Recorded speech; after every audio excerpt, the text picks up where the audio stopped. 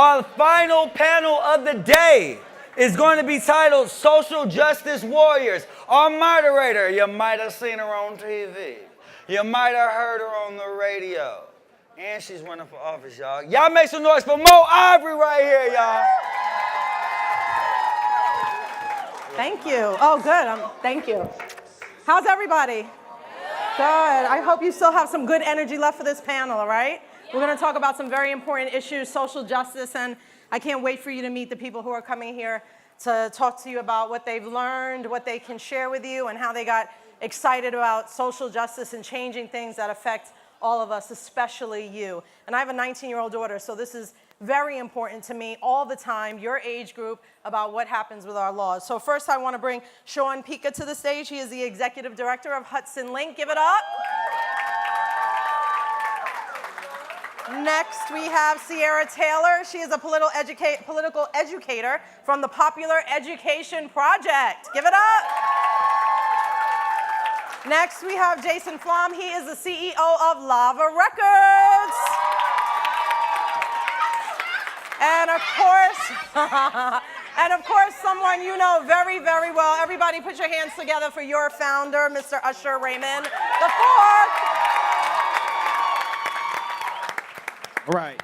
All right, I'm very excited to have everybody here today. And the most unique thing about this panel is all the different places and spaces and life experiences that these panelists come from. And so I just want to, because we're also going to be pressed for time, I want to try to have a little time for you to ask questions. So we're going to just jump completely right in. And I just want to start, and we'll go right down the line, asking you, how did you grow your passion for social justice and end up in the position that you're in today? Sean? All right, no pressure, first guy up. I think for me, the answer is pretty simple. I grew up in the largest cell block in the country, living in a single room place with 800 other men, with officers watching you every day, made me think about how I wanted my future to look like. Hi, yes, my name is Ciara Taylor, coming from Miami, sunny place, shady people, 305, what's up? So my passion for social justice really got started when I was in undergrad. I had some activity around elections and stuff like that, but it wasn't until I went to college and I was a foreign language major, Spanish major, French minor at Florida A&M University, and HBCU in Tallahassee. And the summer before my senior, I see you, Rattler. All right. The summer before my senior year, we got Governor Rick Scott into office, and he decided to cut everything, basically. And of course, education was among the first things to be cut. And so I got into social justice because I realized I did not know who to be pissed at. I was pissed, I was angry, I was upset, and I didn't know who to get upset with. And so I found social justice through just trying to figure out who the hell I needed to talk to. Very good. All right. Yeah. Hi, I'm Jason Flom. First of all, I have a question. How's everybody doing out there? That was weak. That was weak. I said, how's everybody doing out there? Can I get a whoop whoop? Okay, now everybody's awake now, right? Okay. So my name is Jason Flom. I grew up in the music business in New York. Signed a few people you've heard of, like Katy Perry and Lorde, and it goes way back, Kid Rock, and a whole bunch of people. But more importantly, for the last 25 years, I've been working on reforming the criminal justice system. We have in America, we're supposed to be the greatest country in the world. We have one of the worst criminal justice systems ever. Well, actually, probably the worst in history. We lock more people up per capita than any country in the history of the world. We lock more people of color up per capita than South Africa did during apartheid. And that is just completely unacceptable. I don't believe that anybody should go to prison for something they put in their own bodies. And I don't believe that we should have a system where we lock people up just because they can't afford to post bail. Because that violates the 6th Amendment and the 14th Amendment. And it is my mission to end mass incarceration and create a change that results in us spending money where it should be spent on education and not incarceration. So that's why I'm here. And because of this guy. Well, education. Great that you would say that, because that's part of what I feel like I do. No, not in the formal and traditional perspective, but for me, being in a position of influence and having the opportunity to influence people and give them the proper information is what allows you to be prepared, allows you to be capable of making a decision and having the information to protect yourself. So that's part of what I think my contribution to this space is. I'm the baby of the bunch. I've never been incarcerated, so I don't necessarily understand, but I do have an incredible amount of empathy because I feel like in many ways, not only my people, but also to my age group is specifically targeted. And what I feel like I do every time I meet someone like you, and you, and you, and you, is give you guys an opportunity to be able to be prepared. As your leader, as your educator, as a person who can help us face the issues that we have no idea are happening. We see what's happening, but we don't know the results of it. We don't know the reality. We don't see the positives. We don't see, how you can take a negative and turn it into a positive. How there is redemption in understanding, in hindsight, what you could have done to make a difference. So that's part of why I wanted to not only be a part of this panel, not to mention I just wanted to be closest to you guys so that I could hear like specific detail even more than everybody else. But I'm happy that I got this panel, and I'm happy that I'm able to be here. I'll give what I can, but these are the experts.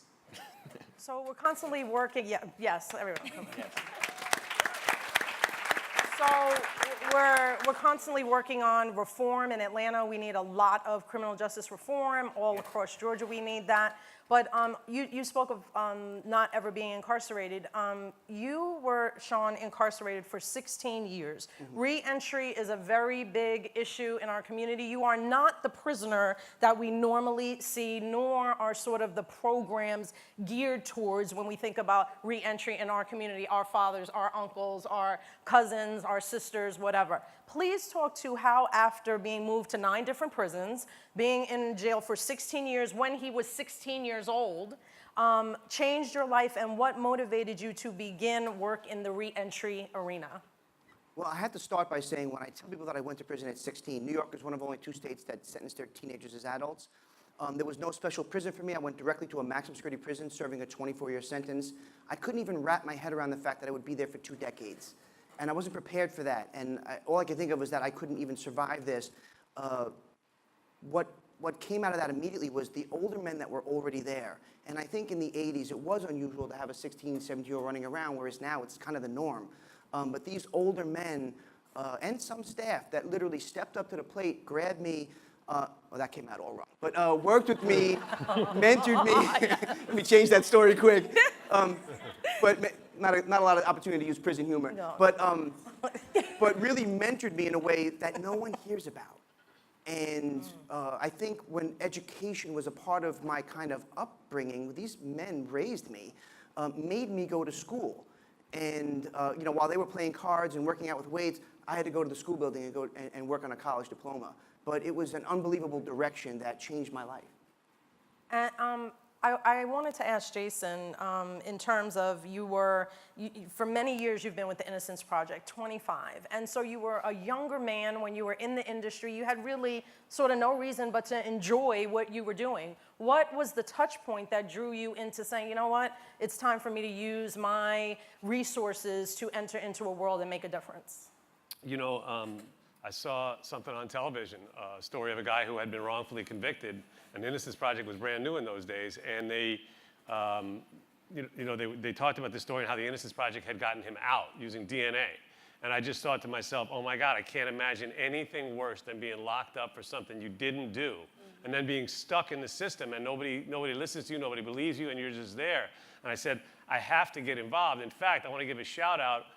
There's a gentleman here named Jonathan Fleming right over there who served 24 years and 7 months in prison for a murder that was committed in Brooklyn when he was in Florida. And he had videotaped evidence that he was in Florida. He had hotel receipts, plane tickets, phone records, and still they managed to convict him. So he's a great example of somebody who's gotten out and turned, really taken that experience and turned it into a positive. So I get so much, I'm a founding board member of the Innocence Project because I joined them almost at the beginning, and I get so much joy, and if that's the right word, from being around people like Jonathan, who are people who were convicted of a crime they didn't commit, and yet come out with this sense of hopefulness and grace, and all they want to do, it seems like, is help other people, as Sean is doing. All they want to do is help other people, prevent them from going into the system in the first place, prevent them from being wrongfully convicted, and help the other guys after they get out. So it's this amazing little community, and I feel very honored to be allowed to be a part of it and to be able to do my little piece to help people like Jonathan and other people in his situation. Ciara, you specifically target the younger demo to teach skills that can later on help in this arena. So talk about your work a little bit and how your engagement, and especially around technology, is being used to move the needle in social justice. Okay. Yeah, so like I said, I got started really in social justice in undergrad, fighting the higher education fight, which I lost. And so I ended up having to go into a political science major. And so during my senior year is actually when Trayvon Martin was killed in Sanford, Florida.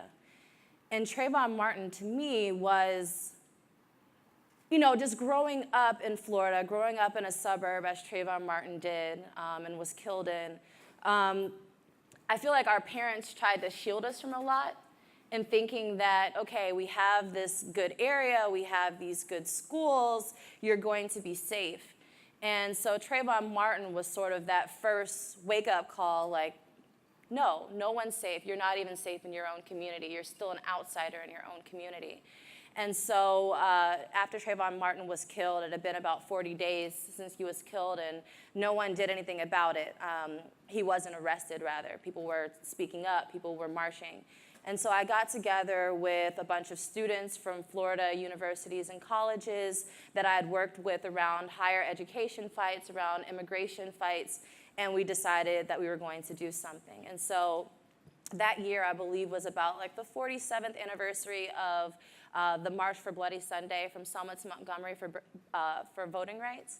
And so we decided to reawaken that spirit of activism, and we were going to march 40 miles as our ancestors had done in Selma to Montgomery, and we were going to march from Daytona, Florida to Sanford, Florida to address and call for the arrest of George Zimmerman.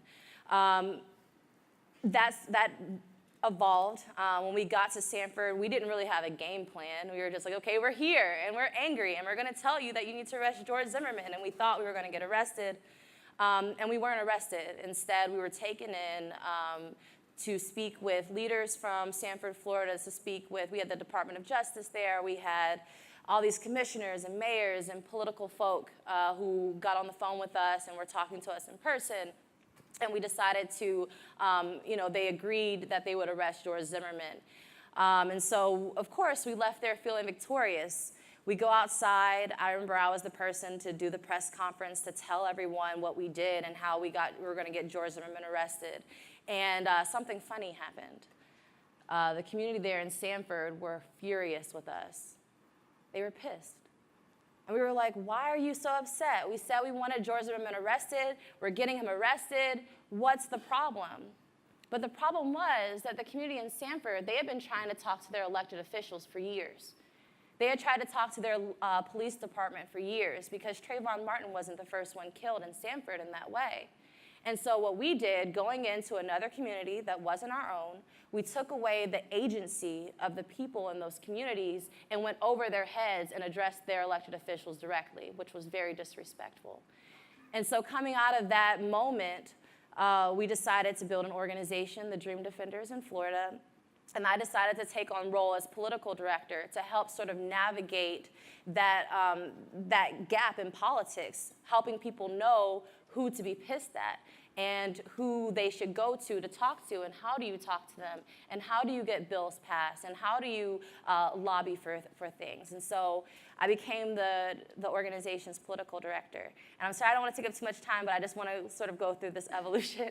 So I was the political director for about a year and a half, 2 years, and then something else happened.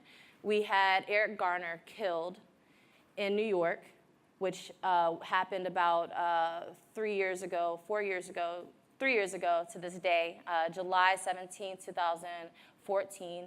We had Mike Brown killed August 9th, 2014.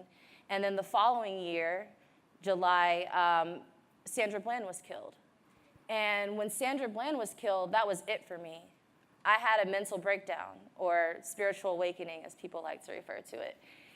I was just so deeply depressed. We thought we were organizing. We had, stuff on Twitter. We had stuff on Facebook. We had stuff on Instagram. We had celebrities retweeting and liking our posts. What were we doing wrong? We thought we were getting the fire to organize people, and we realized that we actually weren't moving things. We actually weren't changing things, and I became depressed. And getting out of that depression, what helped me was understanding history and being connected to community and understanding and healing myself. And so I moved from being the political director of Dream Defenders to the director of political consciousness, which is just basically a bullshit term for political educator, and helping people to understand our history and how we got here, and strategies that those before us have used in the past to have victories and to win the fights that they were up against, so that we could use that for today. Wow, you feel like around ladies, yeah. I want to hug her, but it's going to make a lot of noise. So when we see something happen, Usher, and the deaths she's talking about, we think like, we want our entertainers, we want our players, we want them to do something and say something. And sometimes it happens and sometimes it doesn't. So what is the conversation after it happens, like between the millionaires, the black men call each other up? Is there a conference call and LeBron says, Usher, we should do this at the game and wear the shirts, or what is that thing that happens that either does create something, or everybody says, nah, y'all, we got to move back from that? I mean, to each his own, right? Sure, there's a ton of calls and there's the need to address the obvious. But the history of the issues that we deal with, not only in our social system, but historically as minorities in this country, we can't unravel all of it, but what we can do is organize. What we can do is have not round table, but discussions and panels like this that begin to ignite the spark that was ignited in you, so that you guys will go back to your communities and understand how to properly organize, to properly, without, maybe some of the hiccups or either the discoveries that you found in the process, right? Living vicariously through the mistakes that were made, or the perception of a mistake that was made, so that you guys could be more effective. That's the one thing that I personally have felt has been the greatest contribution of time, effort, and likeness. In addition to that, finding ways to utilize the platform to exploit the issue, explode the issue, without it being too benevolent. Because what happens is, in a world where sensationalized media gets more attention than the actual thing, it's very hard to have that conversation. There's not a shortage of a person who has an issue with our system. There's not a shortage of people who want to talk about it and advocate for it, right? But sometimes the negative is so much louder than the positive that you can't break through the clutter. So being able to invest in people, individual people, and with solutions, organizations that are like-minded. If you feel like we want to do something, but we can't, now having the opportunity to bridge that gap, to begin to understand, okay, well, can you come here and make this issue that we're trying to address more of a priority? That's one. Musically, I created a song, Chains, right? Because that was the only thing that I felt like I could do at the time. And it was really based around the idea of incarceration, but utilizing the reality of police brutality at the same time. And the issue was that we're not facing it. And until we face it, we can't fix it. So I put together a campaign with a technology company out of Brazil that had this very specific face recognition technology, where in order to, when you look at the actual video, it begins to play. If you look away, it stops, it starts over, which then in some way gets people to understand, oh, wait a minute. Oh, we have to face the issue in order to. So anyway, those efforts, and that's millions of dollars that, you know, in an effort that people would never even recognize. But that's one thing. And how many times can it play? It's worth 1 million impressions if so many people are able to see it. But it doesn't stop. And even being confronted by the reality, you know, with all of the work that I think the Cleveland Cavaliers do and LeBron James to be away from his home and have nigga written on his house, it's like you can't escape the reality of what happens in America and how we are perceived as minorities in America. So how do we become more strong?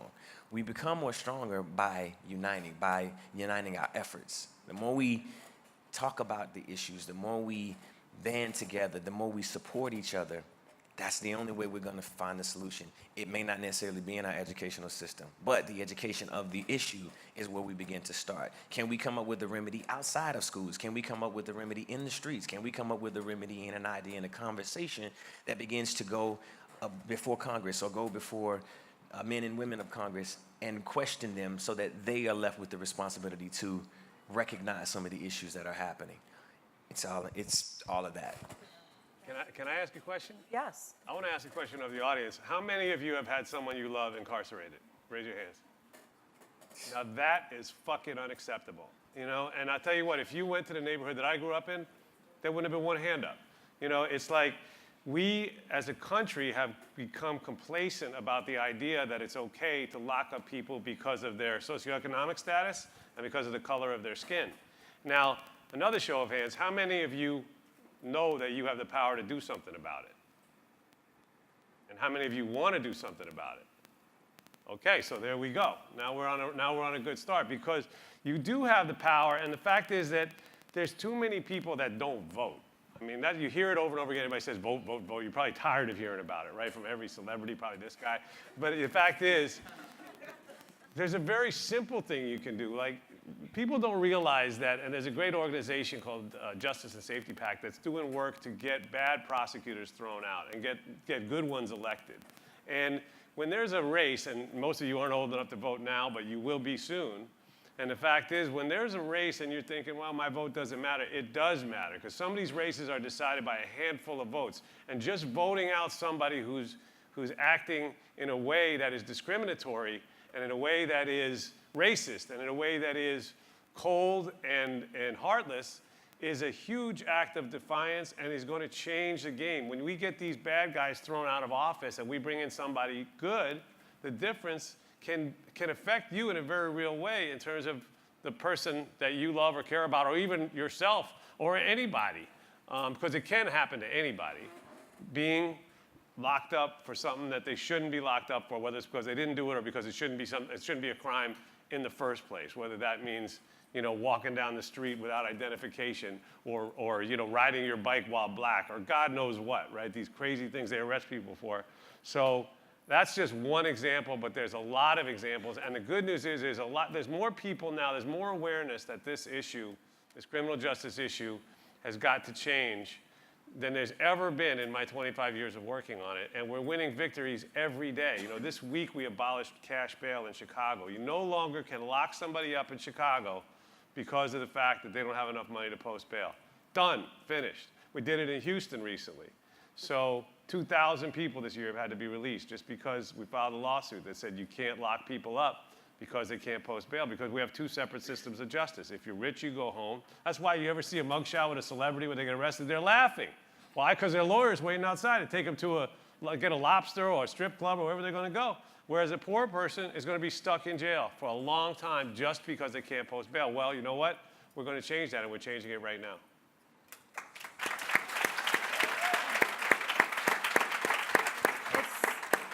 It's really, Jason's point is about the political education that Ciara is talking about. A small thing that bothers me a lot on that whole issue of being aware is jury duty, for example, is a big problem in the black community. And we will see an all-white jury and start screaming, I can't believe it was an all-white jury that convicted her or convicted him or whatever. Well, that's because black people don't show up for jury duty. So if we did, then the jury wouldn't be all white. And then when your your best friend's uncle comes up in front of that jury, it wouldn't be an all-white jury. So when that notice comes in a black family, they say, no, I'm going to go in there and act crazy. They're not going to put me on that jury because I don't want to even be here. Well, you just set it up so there'll be a white jury, and that person's going to jail. It's all these small things that we got to consider when we're thinking about how do we become a social warrior and really, really make an impact. So think about those small things. Sean, I wanted to ask you to speak a little bit. I don't know why I keep getting out of this chair. It's hard to get back in with the stress, but I'm like so anxious. You're hyped. I'm hyped, I'm always. Sean, talk a little bit about your work in reentry and what you're doing that has become so innovative, graduating so many people who are coming out of jail, and how important re-entry is as an issue right now. So I did not create this program. The women in Bedford Hills, the only maximum security prison in New York, created this program when the college programs were taken away in 1994. The men at Sing Sing heard that the women had created this thing, and we literally sent word through the prison grapevine, and we got a playbook back from the women. And like all good ideas, we borrowed it from the women and started it at Sing Sing. I was in the first graduating class. So in 01, I received my bachelor's degree from Nyack College. When I entered the system, I was in the 9th grade. So to be able to go home with a college diploma, I did not think of that as part of my future, because all I heard from the folks around me was that once you're in prison for 8, 10, 15, 20 years, when you go home, you're gonna be doing a cleaning job or a construction job. So when I got home and realized that education was real, my diploma did not say Sing Sing, it said Nyack College on it. And I was, was able to use that to get into the social services field and become a caseworker. Yep.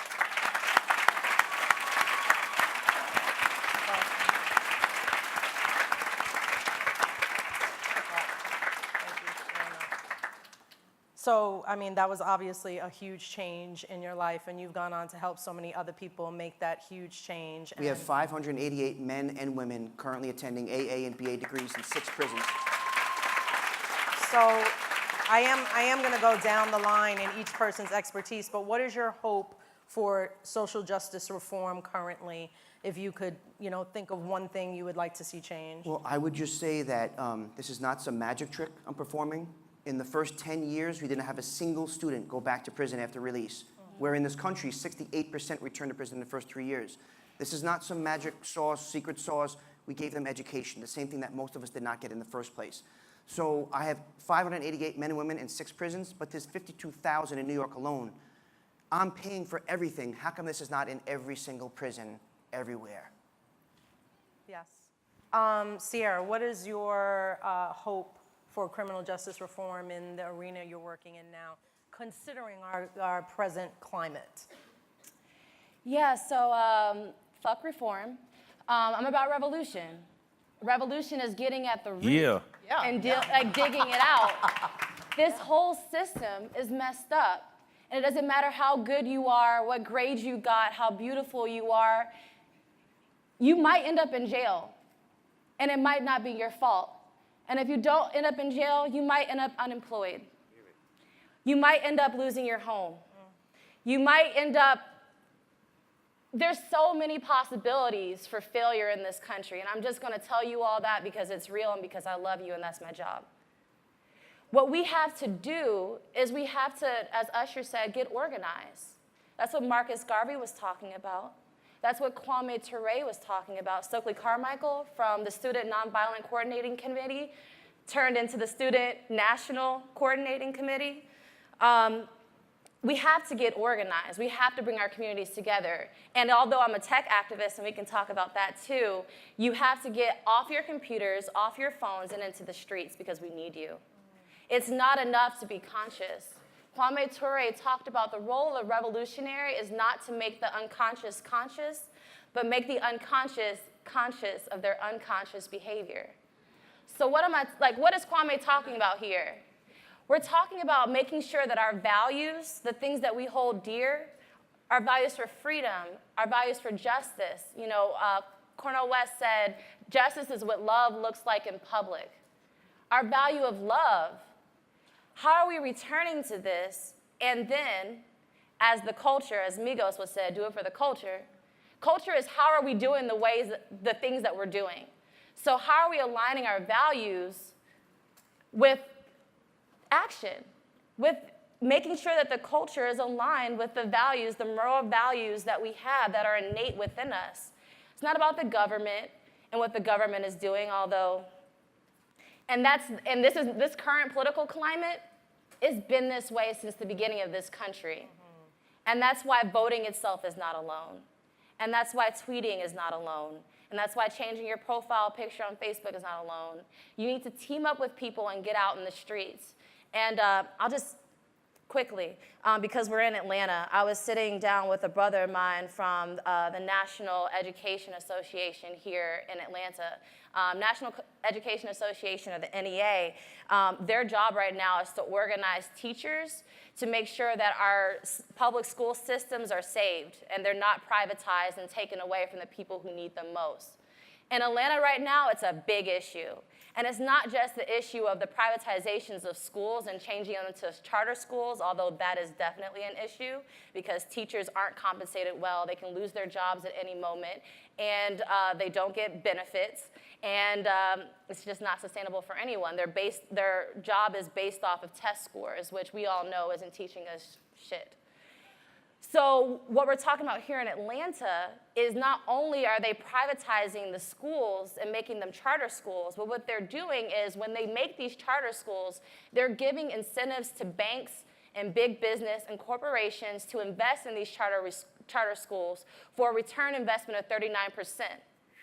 So what they're doing is the first thing they want to do to gentrify a neighborhood or move people, our people, poor people, people of color out of their homes, they privatize the school, they give vouchers to wealthy people for mixed incomes to move into the neighborhoods, they stop the commuter route, the bus route, so that people who live in the neighborhood can get access to the schools that they've been going to.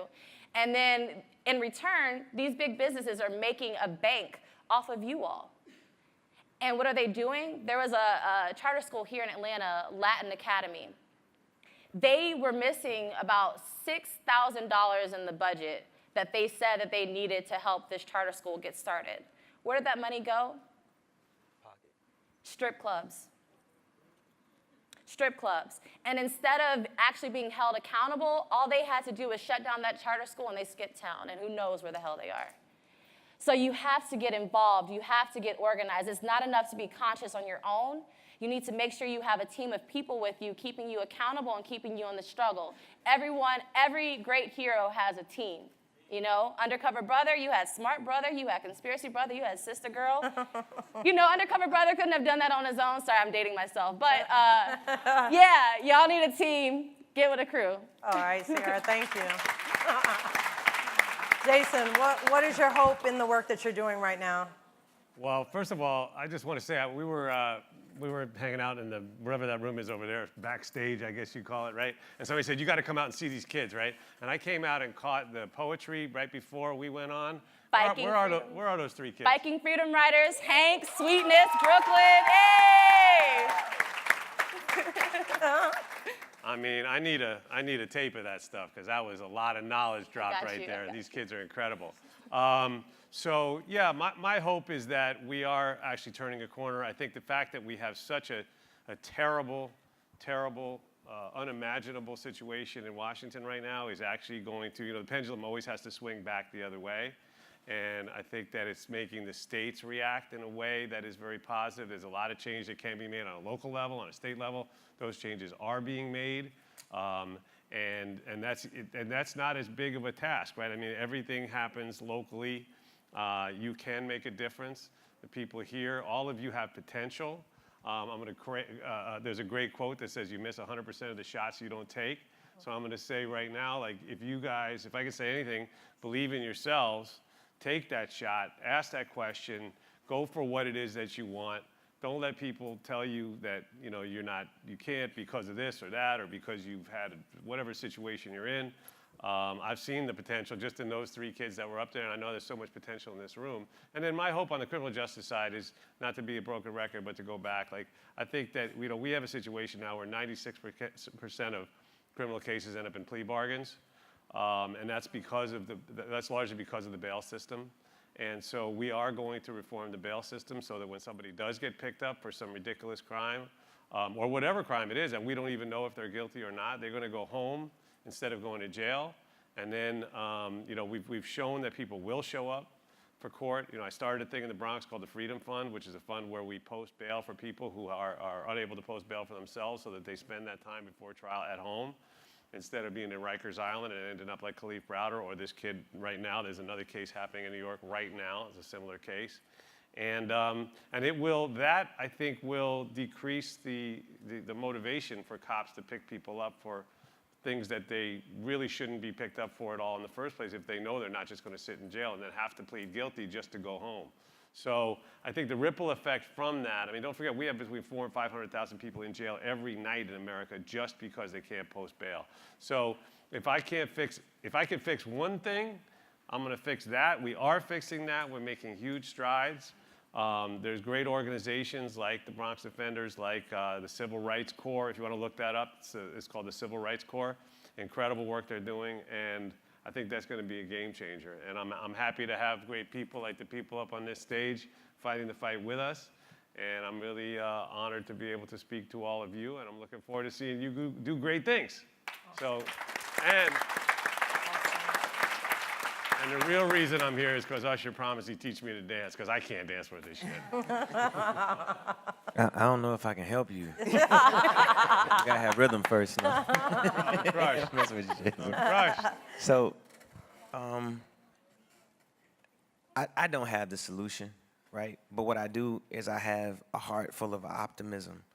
I have a heart full of passion that is based off of an old philosophy and a new passion. The new passion is based off of what I see every day. The new passion is in the evidence that a negative can be turned into a positive, or that the perception of a negative can be turned into a positive. I don't think that there is any bad, period. I think that there's only the opportunity for lesson. The tragedy of life ends when we stop. When we stop trying to find viable solutions, when we stop living, that's when it stops. Now,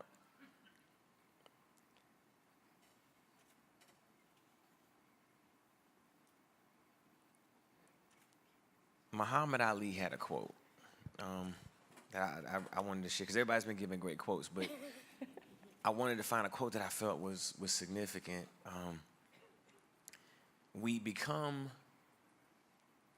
Ultimately, we become what we think.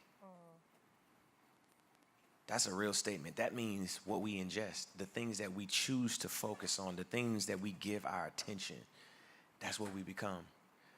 Now, I'm speaking to an audience of like-minded influences, and there was a process of what took you to get here. This wasn't just an easy, I'm just gonna, no, you guys all had to go through something to get here.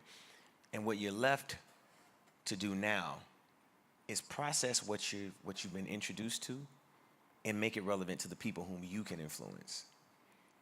I don't know what more I can say, what more I can do to ignite people in this position like myself, other influencers, to make social justice or injustice a priority. But I do know that there is such value in recognizing the history of what we are and who we are. The constitutional history that we look at not to be disregarded. The people who have died, to not recognize them and look at it as, well, that's something that someone else is gonna make a priority. It'll we'll figure it out. Taking that opportunity to vote. Taking the power back within your community by using your voice, by speaking to each other, by communicating, by igniting and exploiting the issues when you recognize that they're there. What I wanted to do, even though I know we halfway through the panel, I really wanted to hear from you guys, because I want to know how it's influencing you. You know, I've always found it very complicated to be in a position of influence, and no matter how old I get, I still try to stay young, because I never wanted to benevolently dictate to other people how they should move, which is why I established the New Look Foundation the way that I did. It was peer-to-peer, and the most influential role model is someone who has like-minded influence and sees things the way that you do. We have to speak to a world who has a ton of information. Every day there's just bullshit out there, always. But where do you put your attention? Where do you activate? Where do you engage? How do you engage?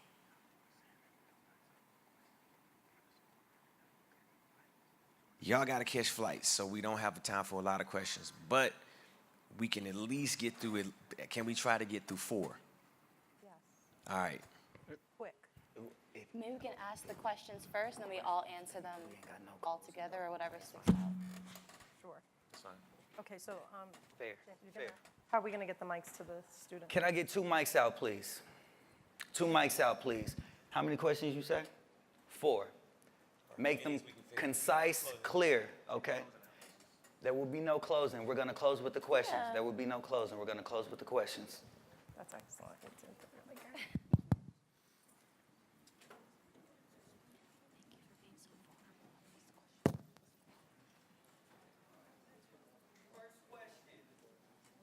Right here, stand up.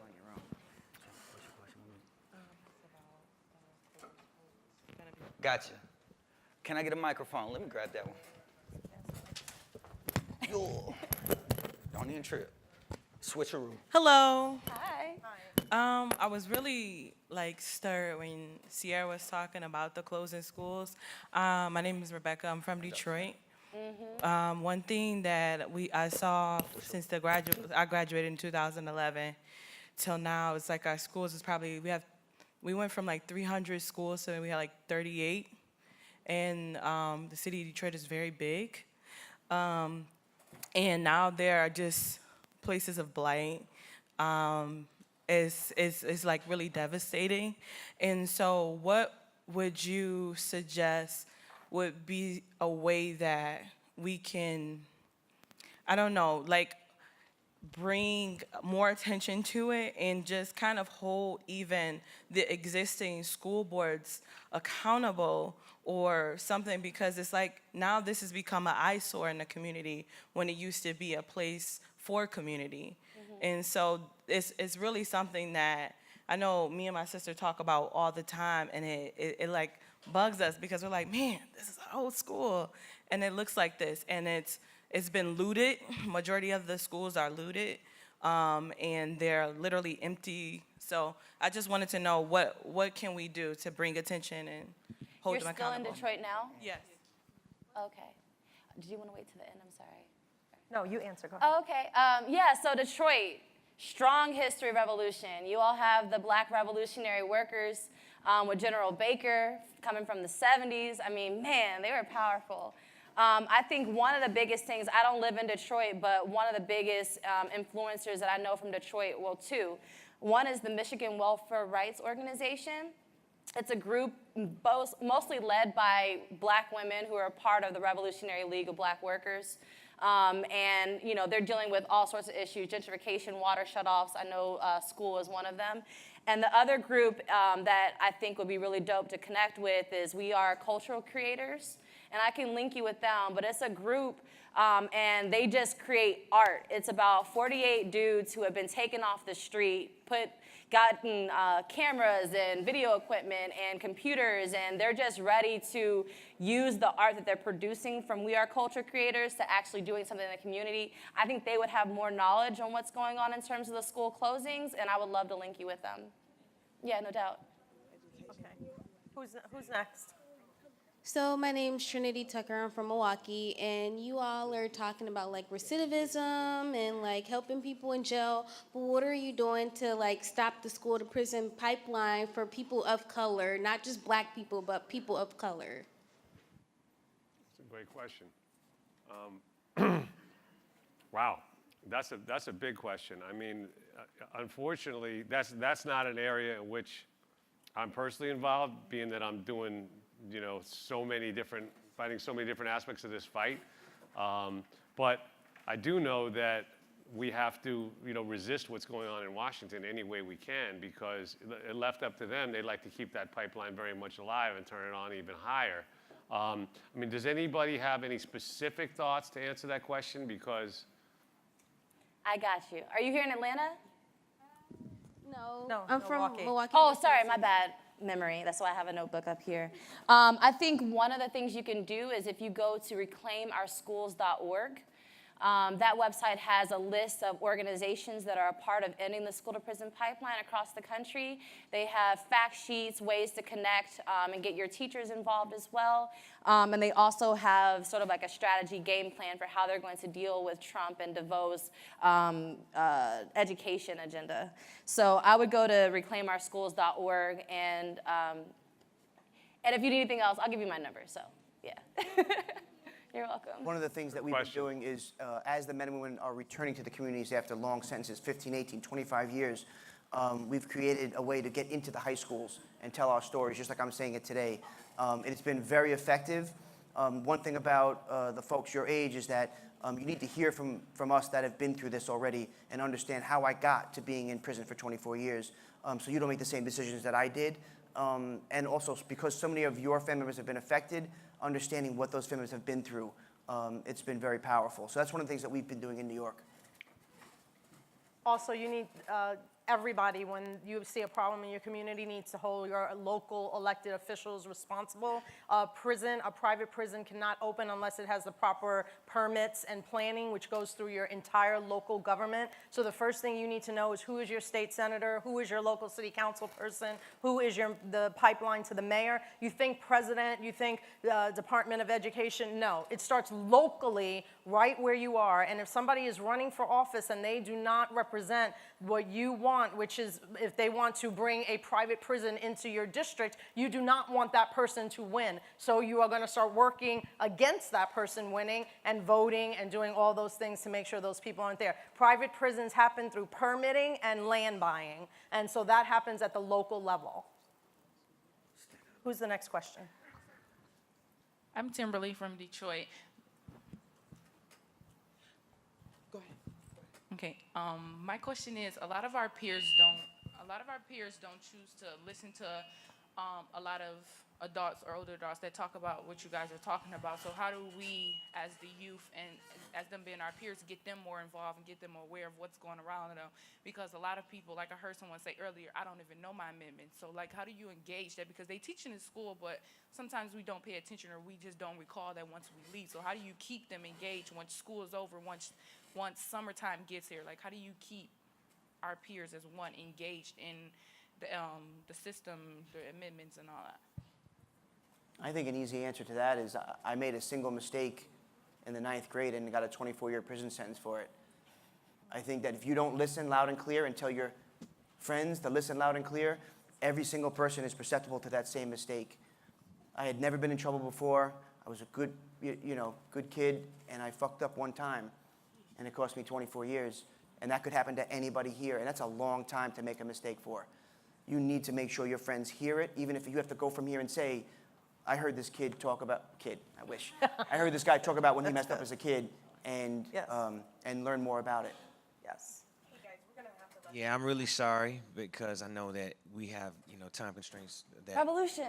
that cause us to have to get out of here. But what I'm hoping is that from the panel, if there is an email or some place that our guys could contact, or our audience could contact and just ask a question, is it okay? Oh, absolutely. Yep. Yeah. And also for anybody in Atlanta, I want to let you know that I am running for office right now, and I want to have. I didn't do it for that reason. I did it for the question that you just asked, which is that if anybody wants a hands-on experience and wants to come volunteer on my campaign and understand more, just find me and I will give you that opportunity, okay? Yes. Thank you.